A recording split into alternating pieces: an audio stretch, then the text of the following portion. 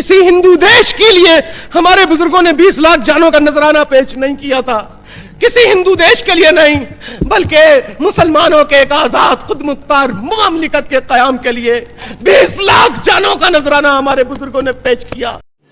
तो रुको जरा, सब्र करो। Creation of Pakistan is a history. उस हिस्ट्री को क्यों नहीं हम डिस्कस करें? नहीं, मत डिस्कस करो पाकिस्तान की क्रिएशन को। बड़ी कुर्बानियां दी गई थी पाकिस्तान के लिए। भाई कहां है वो डॉक्यूमेंट जिसमें कुर्बानियों की बातें लिखी हुई हैं? यही नहीं, अभी और सुनिए।